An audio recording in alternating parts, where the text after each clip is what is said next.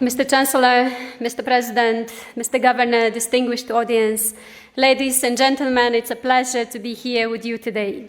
Even if it's my first time in Alpbach, I did hear that it's one of the most inspirational places to be here, to exchange ideas, thoughts, and find common solutions to the challenges we're facing as a continent and as a world. I was supposed to have a conversation in this session with President van der Bellen for you today, but unfortunately, you'll have to listen only to me in this part of the discussion. I very much hope President van der Bellen will recover soon and maybe will even be able to join you at a later time during your stay in Alpbach. I wish him good health and speedy recovery. In 2 days,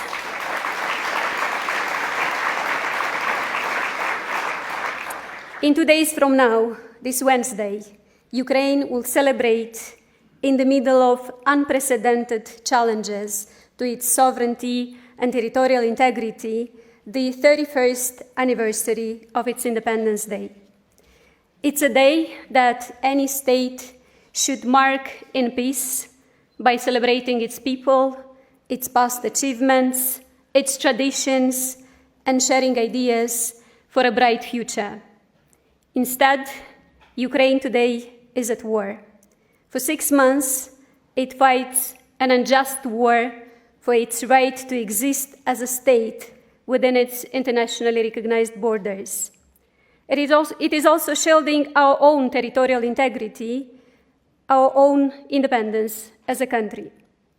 It's fighting to keep all of us safe, to keep Europe safe. It needs our back and support. Europe, all of us, we must help Ukraine. I would like to express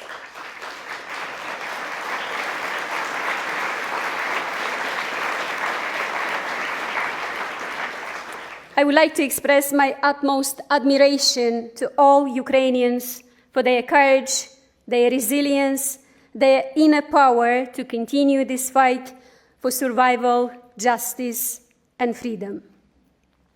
We owe ourselves a strong and resilient Europe, a Europe that will be able to stand by all its citizens, by the values and principles that Europeans cherish and that the Ukrainians chose to fight for. They also want to be part of the free world, where everyone has the freedom to choose who to be and what kind of future to have for their children. How do we build a strong and resilient Europe is a question that we all try to answer now from our perspective positions, be it at the university, in an NGO, in a foundation, public institution, or from the private sector. One thing that is crystal clear is that only together we can build a Europe that is strong and resilient enough to meet the challenges of today and tomorrow. There is no simple answer on how to build a strong and resilient Europe, but I would like to suggest a few things for discussion. Counter disinformation, strengthen energy security and transition faster to green energy, fight together against corruption, and extend further the peace project of the European Union. Number one of the biggest threats to democracy in Europe today is disinformation. We need to do much more to fight propaganda than we did in the last decade. For too long, the EU has treated this subject superficially, and the instruments used were ineffective. We have seen the effects of propaganda and disinformation in the case of several elections in European countries. In Moldova, we became a testing ground for new disinformation tools. We feel its consequences the hard way. Today, we witness a full-fledged campaign to justify the war in Ukraine through propaganda and disinformation. And unfortunately, there are many people who fall into this trap, regardless of the country they live in or the language that they speak. It is true that there is a thin line between freedom of expression and stopping disinformation, but propaganda and disinformation are some of the biggest dangers to democracy and need to be addressed accordingly. We need new international norms on social media, as unpopular as this might sound. For instance, several social media outlets never react to the requests of the Moldovan institutions to suspend pages that distribute or promote fake news about the war, about COVID, or hate speech. If we could develop some common mechanisms and enforce them together as an international community, the owners of these social media outlets could not longer ignore the problem so easily, and we could protect our democracy from falling prey to false narratives. Second, to become more resilient, Europe needs to ensure its energy security and transition faster to green energy. This crisis has proven that Europe has not invested sufficiently and at the right time in its own energy security.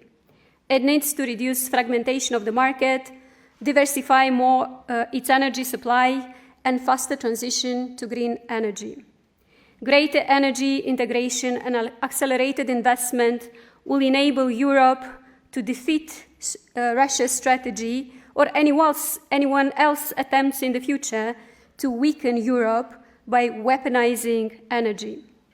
It will also drive the transition to cleaner and more affordable energy.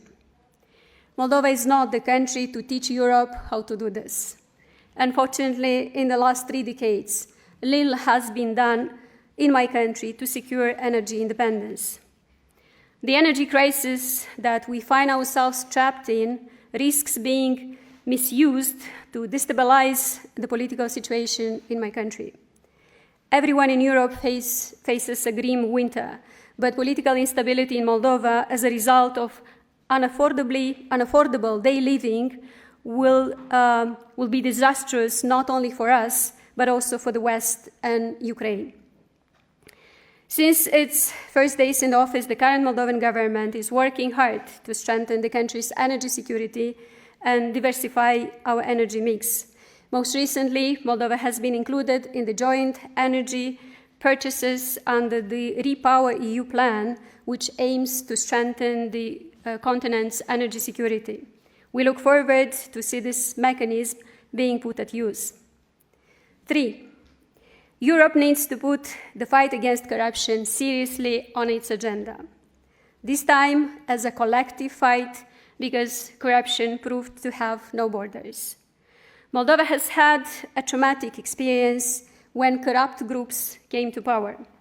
They significantly weakened state institutions. Democracy was discredited because they were speaking as democratic governments, and our European dream along with it. Some people came to believe that democracy is to be blamed for corruption and poverty. Importantly, the biggest robberies in my country happened with the participation of some Western companies or banks. The money laundering schemes, the famous or infamous $1 billion bank theft, this happened even with the involvement of some banks from the EU or offshore companies from countries with consolidated democracies and with strong anti-corruption institutions. Moldova lost a lot of money that otherwise should have been invested in energy security, hospitals, schools, roads, universities for the people. Now we are struggling to recover both stolen assets, but more importantly, the time that we have lost during the last decades. And this is a very difficult process. That is why we need clear international cooperation mechanisms so that dirty money from fragile democracies is no longer accepted in other countries, and in cases where things have already happened, to be able to recover the stolen money and to bring the thieves to justice. It is not okay when people who steal and destroy democratic institutions in our countries take their capital and live beautifully in countries with consolidated democracies, enjoying respect for human rights and high-quality public services. We need to improve international instruments for mutual legal assistance to make asset recovery and restitution faster and more efficient. We can create joint investigation teams, mutual legal assistance mechanisms, or create measures for direct recovery of property via civil procedures. We can create an international legal platform for exchange of information for integrity authorities. We should all enforce stricter rules on political party financing. We need to join our collective efforts to create new international rules and guidelines that would prevent corrupt people from leaving the country and taking the illegally acquired assets with them. And number 4, the EU must offer a clear and credible accession perspective for candidate countries that have the strong political determination to join the European family of nations and the will to implement the necessary reforms. Enlargement can foster peace and stability in Europe and bring prosperity to all. Moldova and Ukraine want to be part of the EU. I would like to take this opportunity to thank Austria and all the EU member states for their vote of confidence in June European Council meeting when Moldova and Ukraine were granted EU candidate status. Moldova is a European country with a European history, European language, European culture, European political system. We share the ideal of a peaceful, united, and prosperous Europe. Through accession, the EU has anchored the democracies of Greece, Spain, and Portugal as they were emerging from dictatorship. And by offering a European perspective to the Balkans, it has stabilized the region after the Yugoslav wars. It now must do it again through enlargement into our volatile region. And finally, if Europe is to take a more active role in the world stage, we must remember and find solace in our values. We need to remind ourselves why do we do what we do, why we take our stances and promote our policies. I say we because I believe that a vast majority of Moldovans share the same beliefs. We share a set of values that put the individual, the person, its life and well-being at the center of every decision, of every project and policy. The future we are building together emphasizes the value and the potential of every single person. It's a society that values reason, science, work, but also diversity and compassion. And as experience shows, giving people freedom and the chance to pursue happiness is also a sound economic thinking. European countries created what is perhaps the most humane and prosperous model available to humans today. To conclude, a more resilient Europe needs more resilient people, societies, institutions, and states. We all need to lead by example. That's what we're trying to do today in Moldova. Thank you.